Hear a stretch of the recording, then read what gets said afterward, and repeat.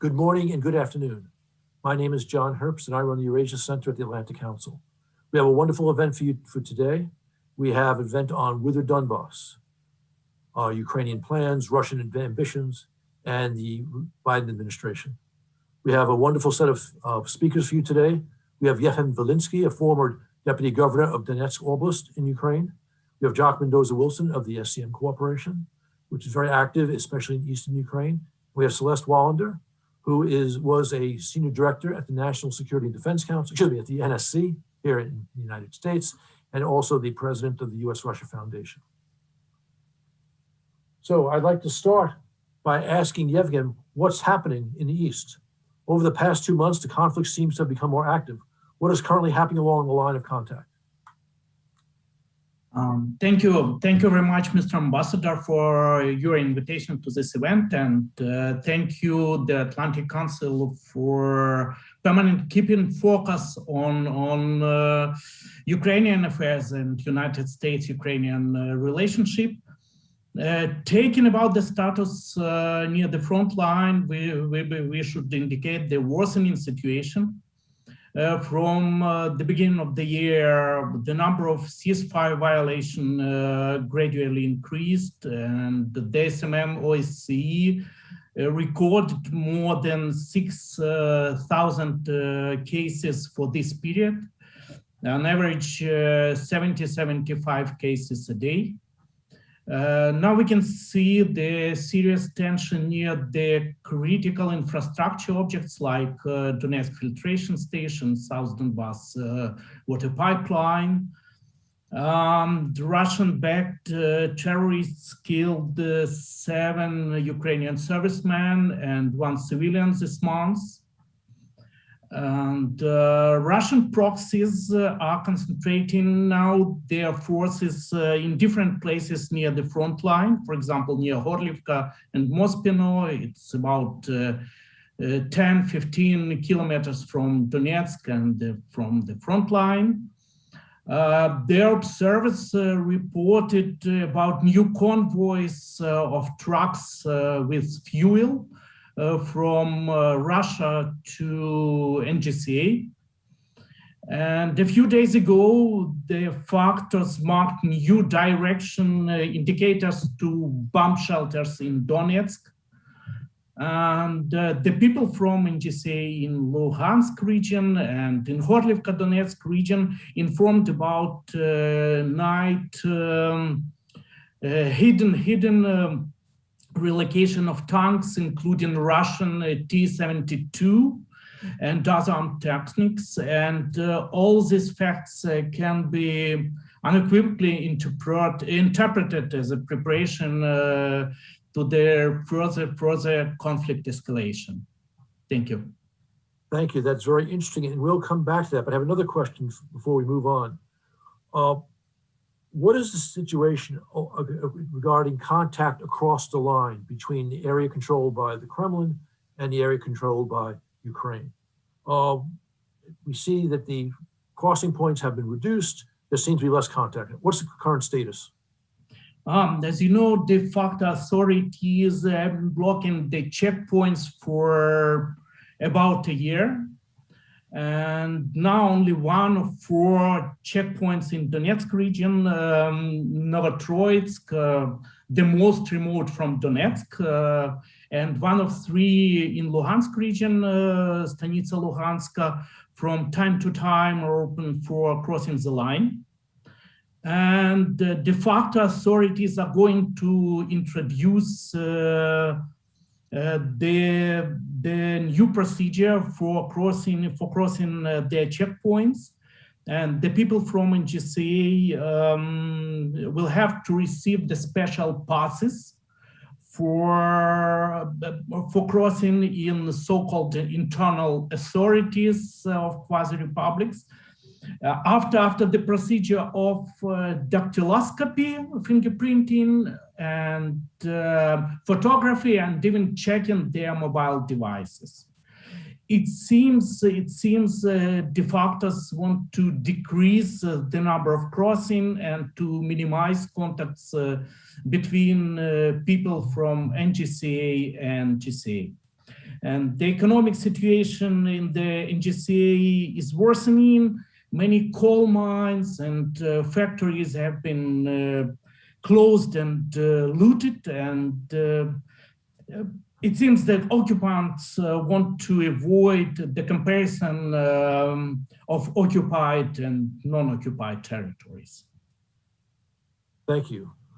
Jacques, in December of last year, the Cabinet of Ministers of Ukraine approved the concept note on the economic development of Donetsk and Luhansk regions. Would you please describe the main elements of the note? It's not received that much attention in the United States. Yeah, sure. It received quite a lot of attention here in Ukraine at the time that it was passed, but I think passing such an important note on the 23rd of December tends to ensure that the West may well already have disappeared for Christmas. But let's leave that aside. I think that the fact that the note and the strategy were developed is timely. We wish, I think those of us who care about Donbas wish it had been developed earlier, but nonetheless, a lot of good work went into this, and the note was developed by the Ministry for Internally Displaced Persons and the Temporary Occupied Territories with a lot of international assistance, particularly from the World Bank, from the British government, and from the international community. And it really forms the basis of what the Ukrainian government see as the economic development strategy for Donbas, initially focusing on the areas under government control, and then later, we hope, at some point in the future, helping to integrate the territories currently under Russian control back into Ukraine. Now, there's a process to this. The concept note is now under a consultative process. The initial strategy, which it presages is due to be ready next month, it's being developed into a package of laws which can go before Rada, which will then enable the strategy to be implemented. And the laws themselves have to be passed by December the 31st of this year in order that the strategy can become reality and be implemented from 2022 onwards. The idea is that this economic strategy will help rebuild the region. One of the points to work out here is that according to the government's estimates, that is about a $20 billion requirement to reconstruct Donbas, the two territories of Donetsk and Lugansk. So it's a heavy lifting exercise. It is going to require significant capital. And this particular proposal says that the money will primarily come from the private sector, although enabled by the public sector. Now, maybe they'll just do a few key points of what's in it, and then we can move on. But firstly, it's going to be built on 6 pillars, 6 key concepts. The first one is that there'll be priority territories inside the Donbas. There will be priority industries that will be the focus of the investment program, and I'll mention those in a moment.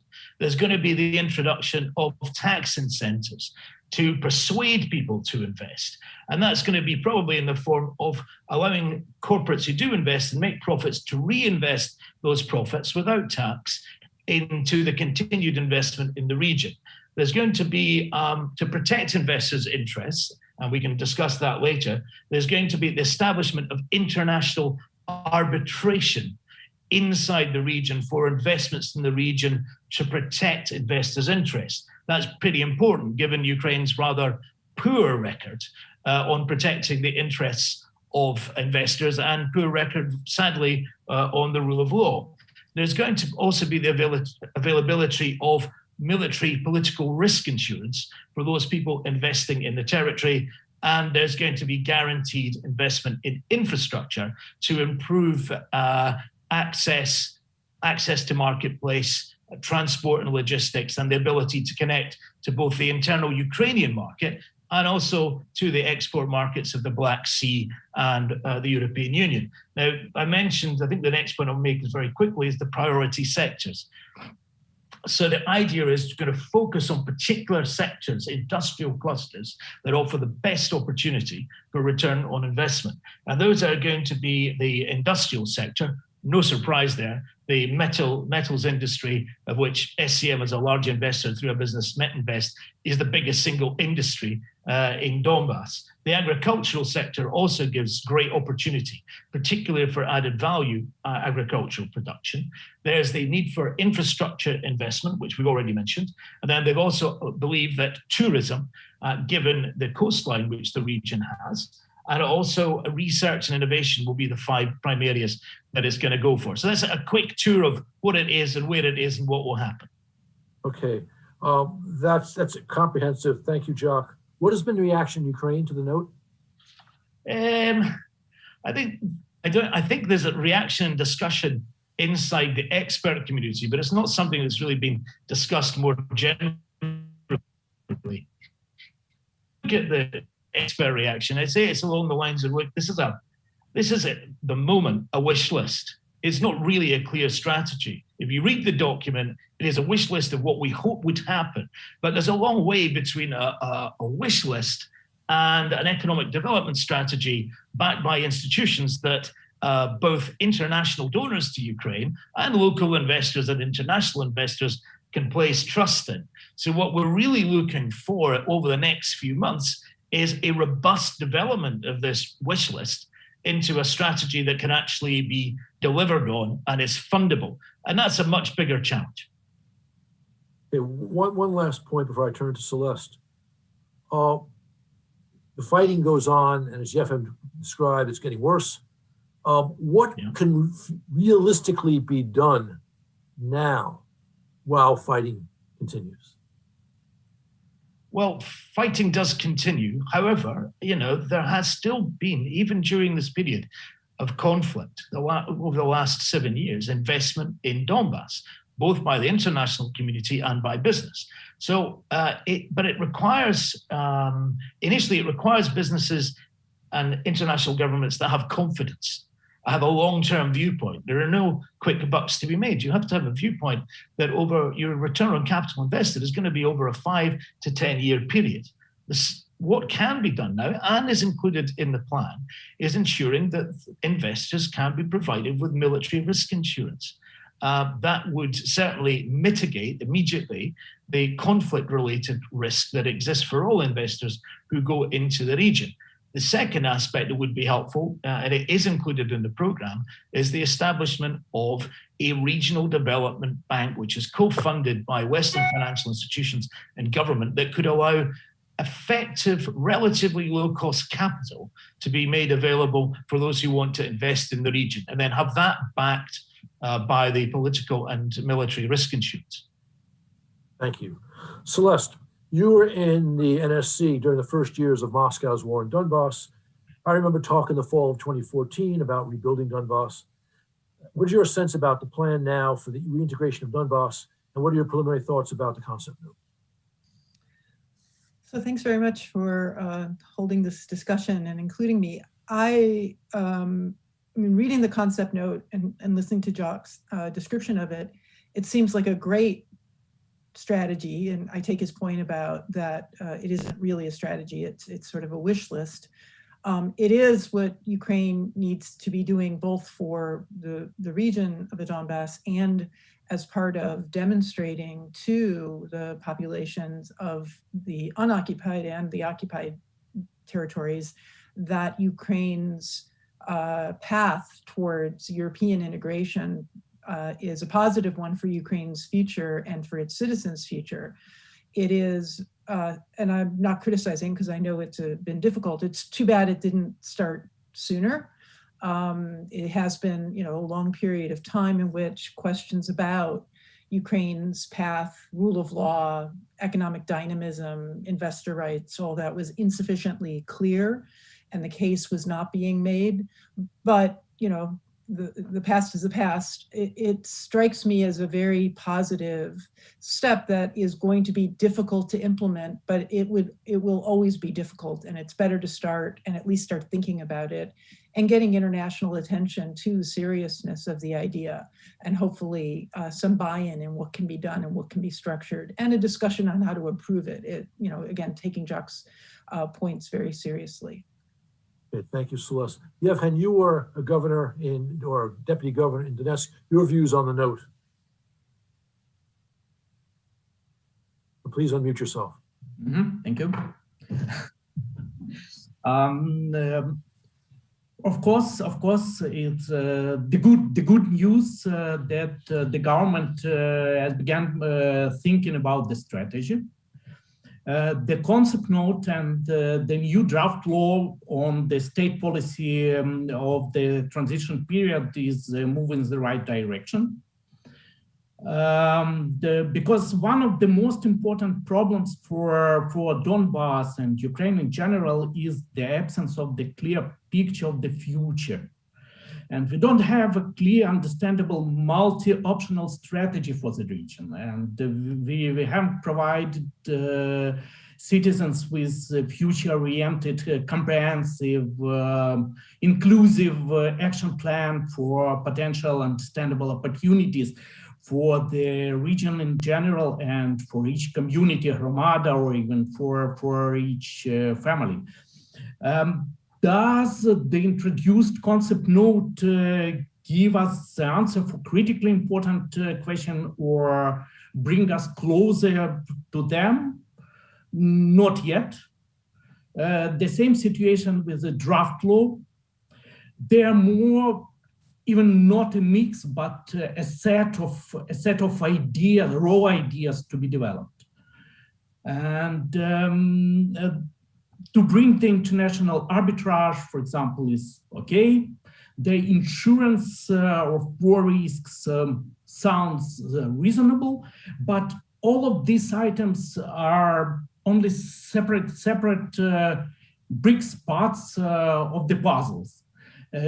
Puzzles to be put together. And we need integral documents.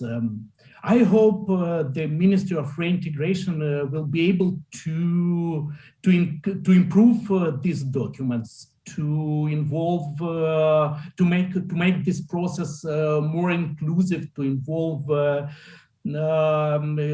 relevant consultancies and to find the right moderators. Will they be able to do it? Let's see. Okay, thank you. I'd like to pick up the Russian thread here. Celeste, Yevhen described the increased military activity and positioning of forces and equipment in the East. In late January of this year, the head of RT, Margarita Simonyan, said that Moscow, quote, must annex eastern Ukraine. We know that the Kremlin is unhappy with the measures that Bakhmut took against Viktor Medvedchuk. What is Moscow up to in Donbas? I don't think that annexation is the Kremlin's goal for Donbas still. Annexation of Donbas, then, assuming that were the step, would take away the wedge that the Kremlin created back in 2014 with its invasion in order to prevent Ukraine from moving forward on or try to prevent the EU association agreement and Ukraine's Western integration. I think that the annexation of Crimea was not planned. It took place in the context of a nationalist fervor, but it had the disadvantage from the Kremlin's point of view of not allowing it to claim the existence of something like the de facto authorities in Donetsk and Luhansk, and demanding that they have a seat at the international negotiation table, which is exactly what we see the Kremlin create and sustain throughout the Normandy process and the Minsk negotiation process. I think the reason for the escalation is twofold. It related all to the same elements, which is the Kremlin is seeing some trends that it thinks are working against it.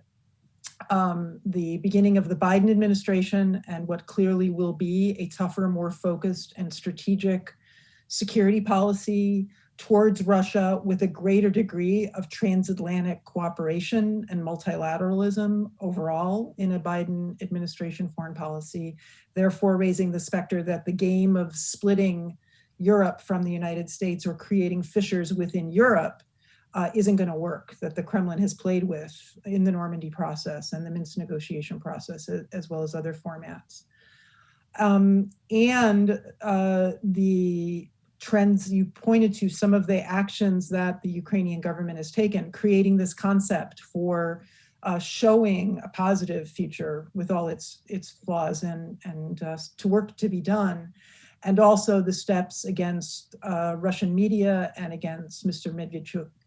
And so what I think you see is not a change in strategy towards annexation, and certainly not towards giving in.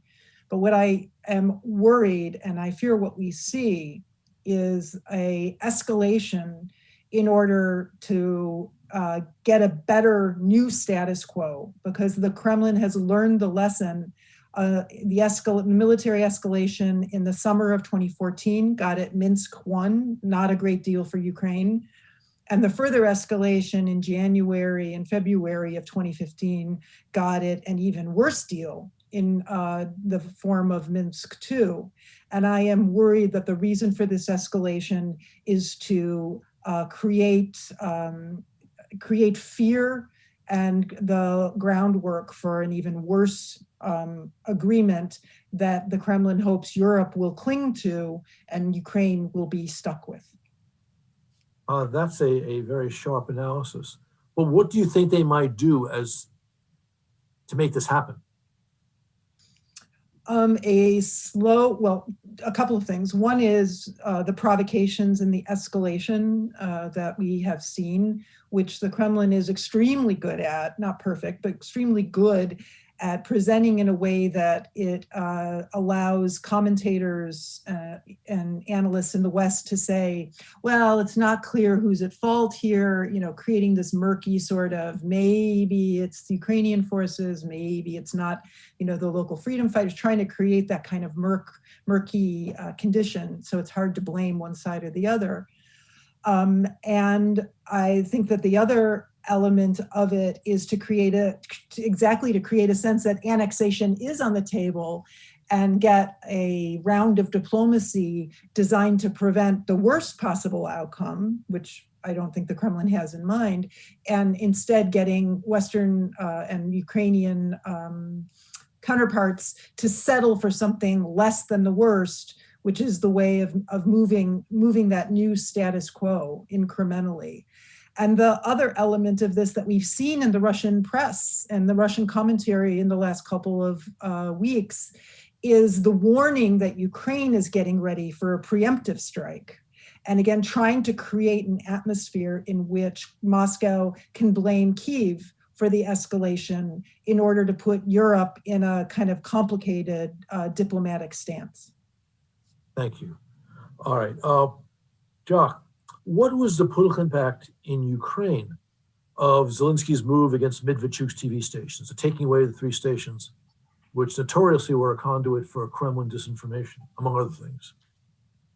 I think that the viewpoint from SCM and from Mr. Akhmetov is that really they should have closed these stations before the last general election, before the last Rada election. It was a long time coming. These stations have constantly undermined Ukrainian democracy and the position of Ukraine vis-a-vis Russia. So it couldn't happen too soon. So clearly, if you look at the opinion polling, it was popular.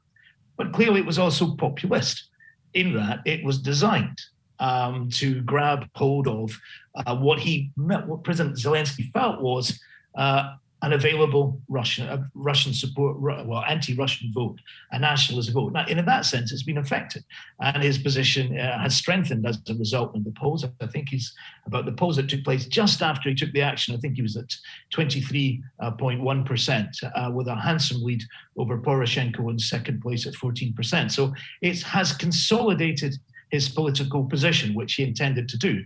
I think it came about because eventually he just became frustrated that Mr. Medvedchuk, who was claiming to be a reliable back channel, simply wasn't delivering. And the progress that he had hoped to make and which he'd committed to make in his presidential campaign wasn't being made. So it was time to unblock the problem and move on. And of course, the timing the American elections, the outcome of the American elections, the appointment of a Biden administration, the need to show that Ukraine was ready to act and not just ask for action from others was crucial. And I think we've seen a couple of actions of that nature take place. The most obvious one was sanctioning Mr. Medvedchuk and the channels. Being clear here, they'd already been sanctioned by the Americans in 2014. So it was a long time coming from Ukraine to put the same type of sanctions in place. I don't think there'd be a great conversation with the new Biden administration if Ukraine hadn't themselves at least taken the same commitment that the Americans had taken some time ago. And then the second aspect we've seen, I think, in terms of policy and action, orientated towards creating the right playing field for the relationship with the new American administration, was clearly the forced nationalization of Motor Sich, putting it back, or the move to put it back into Ukrainian hands. Clearly that happened with a full understanding and cooperation of the American administration. So I think the actions in summary have improved the president's position, shown he's serious about peace, and shown that he is serious about building a new relationship with the American administration, which, while it may be difficult, and I'm sure we'll come on to that, but it will be positive for Ukraine overall. Some people argued, especially people in the east of Ukraine, that this step against Medvedchuk might increase the popularity of the opposition bloc with which he's associated. What's your sense of that? I don't think so. Figures don't show that, the immediate figures after the polling. The opposition bloc has a strong, deep commitment from some voters in a region of Ukraine. It isn't going to break out of those voters. It hasn't done so in any election since 2014. So consequently, the political damage of taking such an action in real terms is pretty minimal. Thank you. Celeste, Biden made clear in his first phone call with Putin that the U.S. would offer support for Ukraine in defending against Kremlin's aggression in the East and elsewhere. How will this show itself in terms of military support, sanctions, and negotiating process? Well, I think the most important element of that part of U.S. policy and strategy and cooperation with Ukraine will be aimed at not this weapon system or that weapon system, and we really need to stop, sort of almost trivializing what defense capabilities really are about, and will take the form of a more sustained, comprehensive defense cooperation relationship. That will enable Ukraine to improve even further its integration into European standards, its contribution to multinational missions in the future. It's got other things on the agenda right now, of course, and be able to defend against these kinds of escalations that the Kremlin implements at will. I think that there is clear understanding that Ukraine could not and should not be thinking in terms of a military capability that could unfortunately expel the Russian occupation. Russian capabilities are simply too overwhelming at this time. Who knows in 10 years what the Russian military will look like, but that the diplomatic path remains the best path forward for Ukraine on resolving the crisis. But defense capabilities are part of a diplomatic path in that they send insofar as they send a clear signal to the other side that military escalation will not achieve strategic objectives, even though, as I suggested, the Kremlin keeps trying to achieve tactical objectives. So I think that will be the focus of the discussion, and it should be the focus, and it should be driven by the long-term relationship, not this or that month in the crisis. Okay, that's on the overall security relationship. What about in terms of sanctions, which have been, I think, an effective weapon or instrument blocking further Kremlin aggression? And I think that that's clearly understood by the Biden foreign policy and national security team. The sort of oft heard throwaway comment that sanctions haven't worked misunderstands what sanctions were meant to do. They were meant to create incentives for diplomacy and to limit the Kremlin's free reign, free use of these escalatory measures and impose costs for them. I think you will see and you already have seen reference to the need to look at all of the sanctions that currently are in effect for various aspects of Russian harming of US interests, not only what it's doing in Ukraine, in order to make sure that the sanctions are targeted, effective, and sending the right message. And I would urge everyone to not view that review as somehow signaling a weakening of the sanctions. I, in fact, think that the review will be designed to make sure that the pressure stays on in areas in ways that are sustainable in cooperation with Europe and in ways that really matter to the Kremlin. That may mean some new sanctions. It may mean adjusting the targets of sanctions, either overall sectoral sanctions or specific targets in the business sector. But I think that sanctions will remain a clear and important element of a Biden administration policy towards supporting Ukraine in resolving the conflict. Terrific. Celeste, I got one more point here. We know that Ukraine would very much like to see the U.S. become an active member of the negotiating process. What do you see the United States position under Biden on this question? I think that there will be willingness and interest to play an active role in the negotiation process. The format continues to be a challenge. I'll just remind everyone, because we're the United States, the idea that the United States should become part of the Normandy format would require agreement of all of the Normandy format parties, which means Moscow, and Moscow is not interested in changing that format for reasons I needn't go into. It's well known to everyone here in this discussion. Whether there could be a new format in which the United States might play a direct role as opposed to a supporting role would depend on whether Ukraine, France, and Germany pressed Moscow on that alternative format. But regardless of that kind of restriction, unfortunately, arising from the Normandy format, I think that the United States can play an active role bilaterally in its relationship with Russia and will, in reminding Russia of American interest in resolving the conflict on appropriate terms, and also really active US interaction and support for the transatlantic approach to supporting Ukraine's European path. Yevhen, what would Bankova like to see from Washington in terms of support against Kremlin aggression? Bankova, like the Beatles sang, all they need is love. I think the most important thing for Zelensky's office now is how to get that desired and so long awaited call from President Biden. And not even to solve any priority strategic problems, but to reaffirm the presidential status of Mr. Zelensky. This is a symbolic issue for him.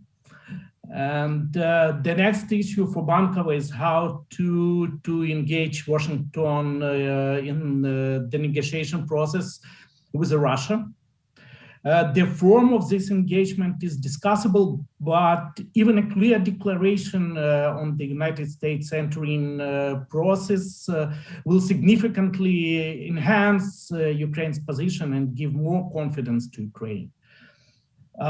To support Crimean platform, IMF, I think President Zelensky will look for United States support in negotiation with this institution. COVID-19, to my pity, the healthcare ministry failed both procurement and vaccination campaigns. So Ukraine urgently needs to get access to vaccines. Maybe NATO. Mr. Zelensky might want to surpass his predecessor on the way of European and Euro-Atlantic integration. So he can ask for supporting Ukraine's efforts in the pro-NATO reforms. Of course, they're reintroduced by the party, by partisan group of senators. Ukraine Strategic Partnership Act is very important for Ukraine, but given due attention to the military focused assistance, we shouldn't forget other security issues. Enhancing the intelligence capacity of foreign intelligence service and counterintelligence capacity for the security service of Ukraine, particularly in hardware and software for data collecting, processing, the specific training programs is vitally important to confront the hybrid Russian aggression successfully. It also could be projects like Nord Stream 2, support the newly created Center for Counter Disinformation, and demining of contaminated territories, etc. Thank you. Jacques, I'd also appreciate your views on what you think Ukraine would like to see from Washington.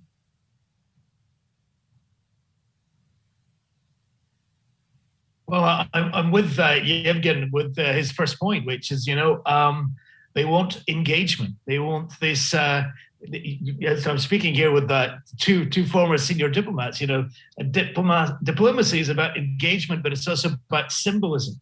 And that meeting is the number one thing on the agenda, both to show the support to other parties internationally for the Ukrainian government, but very importantly, to show support from the US back home in Kyiv for a president who cares deeply about his ratings. On that hand, which president doesn't? So image case plays a key role, and that meeting is much desired. And that meeting, when it comes to that meeting, I think it will be carefully structured, because what he will be seeking from it is not simply a face-to-face. He will want a strong communique with details of additional support that America can deliver for Ukraine.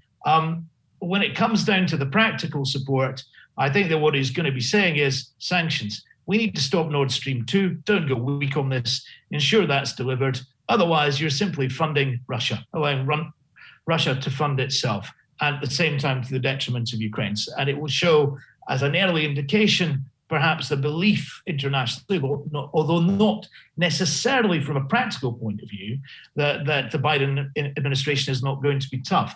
I'm sure that the administration analyzed last week's exchange of commentary between the president of Russia and the president of the United States with great interest, and viewed it positively from a Ukrainian perspective, that there was going to be at some point some firm action from the US on this. And I expect from a Ukrainian point of view, it is a view that sanctions will be smartened and toughened to reflect the Russian interference in American elections. And that could extend to, at the most, that could extend to perhaps looking, if things do escalate in Donbas, at the sanctioning of the holding of Russian sovereign debt by American financial institutions. That would have a significant impact on Russia and on Mr. Putin's private or the investment fund. So I think we would look towards that. I agree, momentum on the Normandy process. But, I think what Ukraine is going to think about is not what can America give to us, but what we can do for America. We know full well that the Biden administration is wise on Ukraine, and it has people who are coming in who are tough on Ukraine. They love Ukraine. They want it to be successful, but they understand that any progress that's made here in reform, which is the key interest of the United States and the European Union, it can only be delivered with tough love.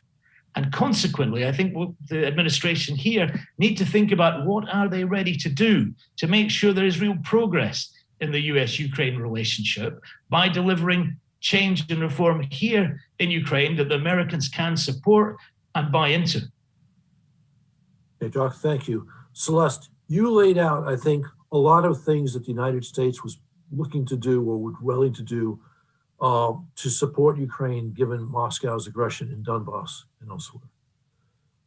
I'm sympathetic to Zelensky's desire for that presidential phone call, But I think Ambassador Bill Taylor is right that a phone call is not necessary for a strong U.S.-Ukraine. An immediate phone call is not necessary at the presidential level for a strong U.S.-Ukraine relationship. So my question for you is, how important, if at all, the phone call is? I think there will be a phone call, and I think we would actually do Ukraine a disservice by worrying too much about, who got the phone call first. I think that diplomatic attention for Ukraine will come from the State Department, as it should, and a very strong Secretary of State, who not only on issues of Ukraine, Anthony Blinken, but also on the transatlantic relationship and the commitment to integration as as core to American national interests, national security interests. So I worry a little bit that I understand the symbolism and I understand the importance. Our Ukrainian friends and partners should remember, we've got multiple crises, domestic crises at home. And President Biden has a responsibility to focus on, just as President Zelensky has a responsibility to focus on Ukraine's domestic challenges, President Biden does. We have COVID, we have the economy and high unemployment. We have now a new economic policy to implement, and now we're facing issues of the tragedy of immigration and migration that has to be addressed, and a difficult congressional terrain. So I think that the message is there and the message is right. But I think that the focus should be on American-Ukrainian cooperation and interaction, not only between Bankova and the White House. Thank you, Celeste. We've got a bunch of questions from the audience, so I'll begin to turn to them. We'll start where we started on the general discussion with the economic note on Donbas. We have a question from Dominic Braithwaite. Has there been much consultation with local authorities in Donbas on the development of the economic strategy? Yevhen, give you a first shot at that. I don't think so, because I think as I told before, the process of concept note and new legislation development should be more inclusive, and now we have to involve more representatives from newly created hromadas, communities, to engage people from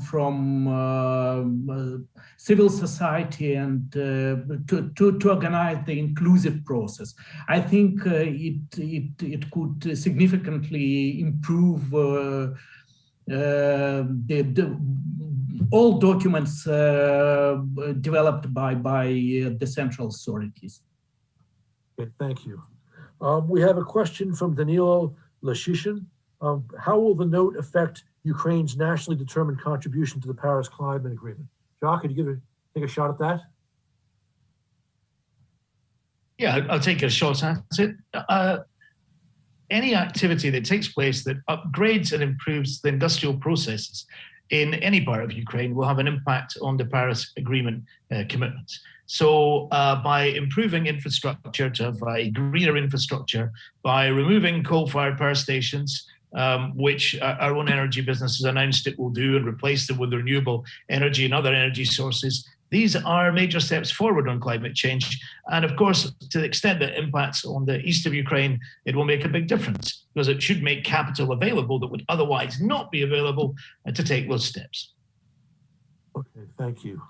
We've got a few questions relating to the quote unquote toxicity of Ukraine in the United States, resulting from politics here in the United States and Trump's desire to use Ukraine as a partisan instrument against Biden. So I'll ask the question from Christopher Isaiwe. Again, forgive me if I mispronounce your name.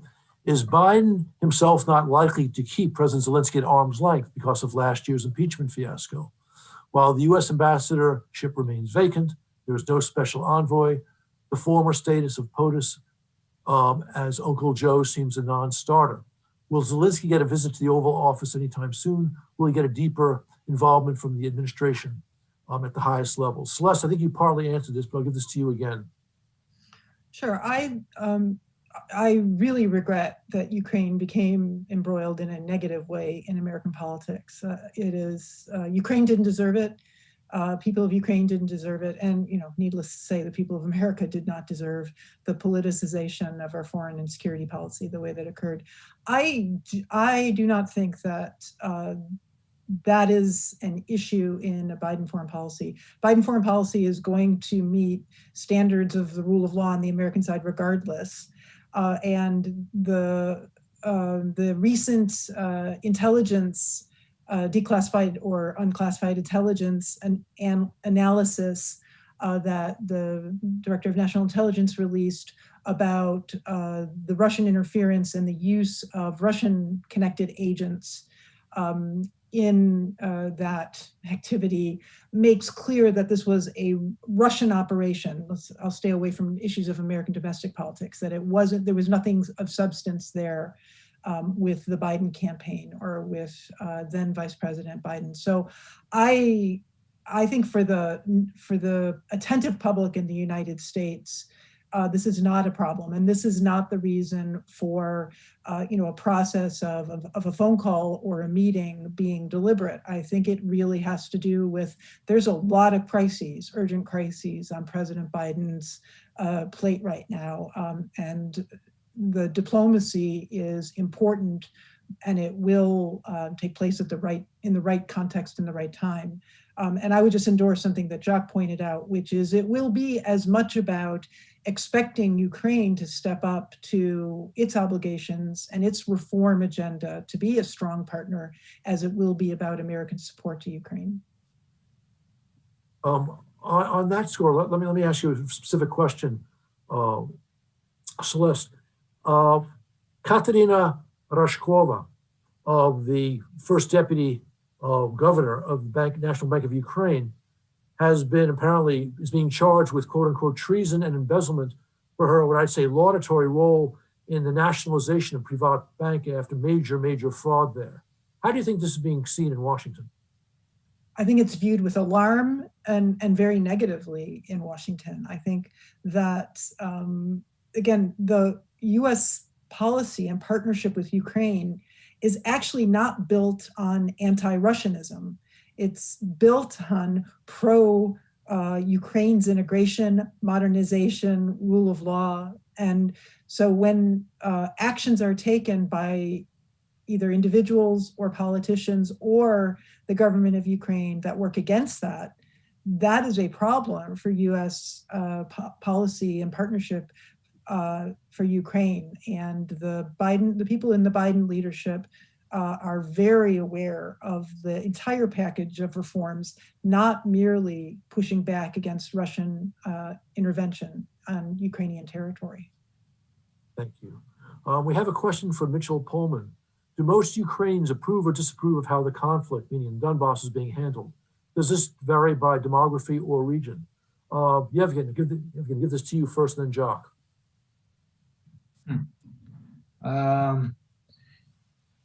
The problem that the Ukrainians don't see the right or any solid strategy of Ukrainian government to resolve the conflict. So I understand it depends on Russia and depends on the result of negotiation, but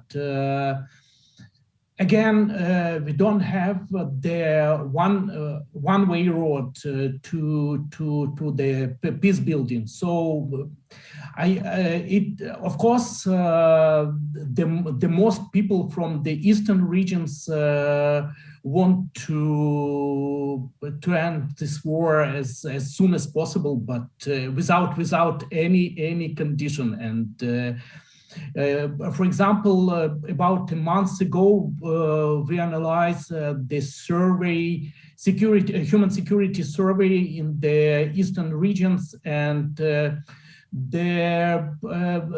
people answered that they don't want to think about the way a way for ending the war, only to stop, and they try to hidden their their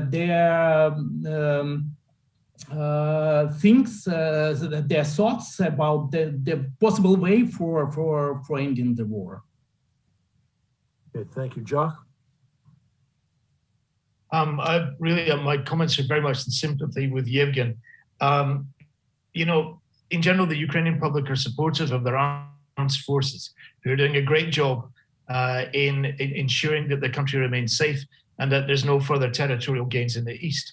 However, you know, we're stuck in a stasis for the last 7 years on this question, and people just want it to be over. And the closer you go to the contact line, and numerous pieces of research have shown this, the closer you go to the contact line, the closer you are to the people who are daily in risk of their lives, the more they just want it settled at any cost. And the further you go, the further you go away, the more the terms and conditions that are implied by those who, by and large, are not impacted in their daily lives by the conflict. This makes it very difficult politically to be able to take the steps that are necessary to solve the conflict, not least of which, as we always say, it's not in Ukraine's gift to solve the conflict. It has to do that with a reliable partner, Russia, which is not reliable and has no desire to see the end to the conflict. Because as we know, and as we started out in this discussion, it loves to dial up and dial down the conflict in order to achieve its short-term tactical, political, and international relations objectives. So I'm afraid that the possibility of a speedy outcome to a peaceful solution doesn't exist presently. And I say that with great pain as a person who lived in Donetsk capital happily for 7 years of my life, and have many friends in the city and from the city. Okay, thank you. We have a question from Frank Bustamante. I think it's really for you, Celeste. While the Kremlin continues its disruptive actions in Ukraine, especially Donbas, do you see Russia begin similar actions against other Western-leaning countries on its periphery?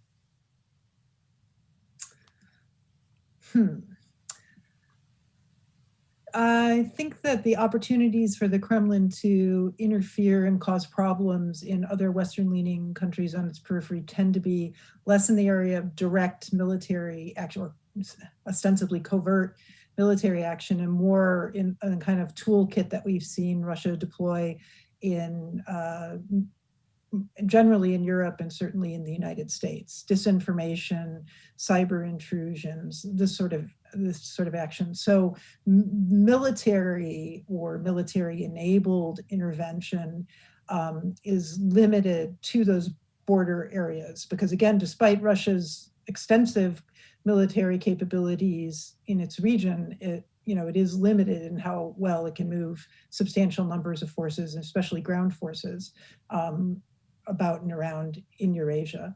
So I don't see that. The one, I guess, example, if Belarus were to continue, it's Belarusian society were to continue to expect and require and demand of its leadership, rule of law, free and fair elections, integration, I think that you would continue to see Russian interference. They've been a little more subtle about it in Belarus, and they have something of a willing partner in President Lukashenko, but I wouldn't rule it out in Belarus if conditions internally were to change. It certainly would be in the toolkit, but Belarus is the example that comes most clearly to mind, but so I wouldn't rule it out. Okay, thank you. Jumping back to what's going on with Ukrainian economy in the East in particular, we have a question from Peter Wilson. Who will invest in the crippled coal and steel industry, given how the former has totally fallen out of favor as a source of energy for electricity and manufacturing steel in the West? A reference to, I think, the green policies we see in Western Europe, and for that matter, the United States. Yevhen, you want to give that a shot, and then Jock as well?